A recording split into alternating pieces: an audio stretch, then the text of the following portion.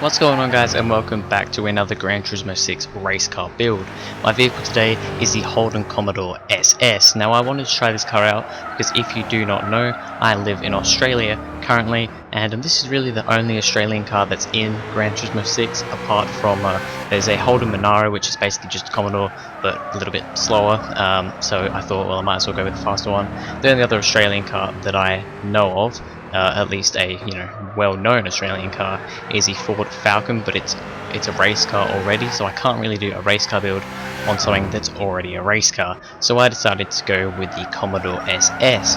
So this car is it's a car that you see everywhere in Australia. If you live in Australia, I mean, you must know what this car is. You see these and Ford Falcons absolutely everywhere. So yeah, pretty damn common car over here. Wanted to see how it would do. Started out with 462 pp. If you would like to know, doesn't really matter, but sometimes we see the cars around the 450 to 460 pp mark to start off with. They do usually tend to do fairly well, but I mean, saying that, the current leader has 500 pp, so there you go. Power in this car, 528 brake horsepower, which is okay, maybe a little bit down on some cars, especially when the car weighs 1,327 kilograms. Quite a heavy car, this one. Quite a heavy car, and especially, I mean, last time out we saw the Chevrolet El Camino that had 593 brake horsepower, so quite a bit more power than the Commodore, but it only weighed 1,203 kilograms. So power to weight ratio in this car, 2.51 kilograms per brake horsepower.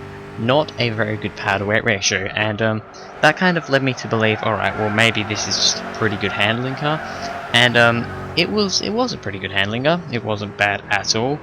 Front engine rear wheel drive, as you probably would expect from this sort of thing. But yeah, it was a relatively nice handling car. Got quite a lot of smoke, I suppose, coming mainly into the first corner and through turn, what turn would it be? 4, I suppose, the second hairpin. Yeah, got a bit of smoke going into those corners with kind of braking and slightly turning at the same time, so that was a bit interesting. But yeah, apart from that, was quite a nice car to drive. Felt fairly decent, decent accelerator. Let me reword that. It felt like it was pretty decent at accelerating. That's basically what I'm trying to get to there. However, apparently English was not a thing, as we say many times.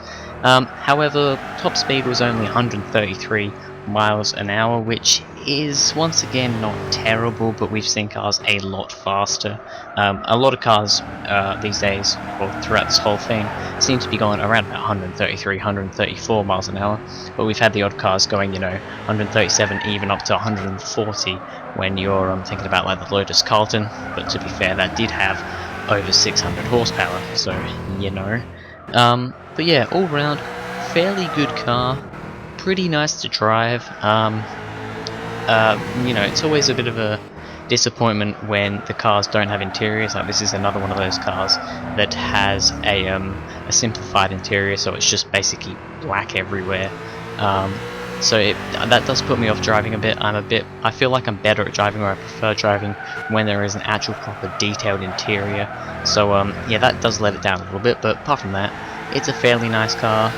Not the best speed we've seen, and the cornering is, I'd say the cornering is quite average. There's definitely nothing crazy about the cornering with this car. Also, obviously, like, because it's a simplified interior, I can, but I'm not going to show a cockpit view, interior view lap for this last lap, because it looks a bit shit and just a bit crappy, really. If I do, I only do that with detailed cars, so that is why that's not happening. But yeah, not a terrible car. It's just interesting. I've been wanting to do this car for quite a while, but I don't know, I just haven't bothered for some reason. So I thought, I could do another race car build. Why don't I do it on a Commodore? So I did it, and yeah, it was okay. It was an alright car to drive. Didn't put a race exhaust on this one because I thought, there's no point. I don't know if this is a V6 or a V8, because Commodores are either V6 or V8, so I'm not sure. With Gran Turismo sounds, I can't really make it out. But anyway, we go on to the leaderboard, and the Holden Commodore SS comes into 13th place with 56.115. Not doing too well, really. I mean, what was another? I mean, the only other really four-door sedan sort of car we've had is the Lotus Carlton. You see that in 9th place with a 55.6. So it's quite a bit down on that, half a second. You know, it's the same sort of time as the El Camino, the Rough RGT, Subaru BRZ, so it's not a terrible time, but it is quite far down the table. 17th, the Audi TTS is the lowest car on the leaderboard, so it is a fair way down, which is a little bit disappointing, but alas, we tried, and I wasn't expecting this thing to go to the top of the table, and it didn't, so there we go. Anyway, that is it for this video, guys. If you enjoyed, please go ahead, like and subscribe, comment what other cars you want to see me do a race car build on in Gran Turismo 6, and I'll see you guys in the next video.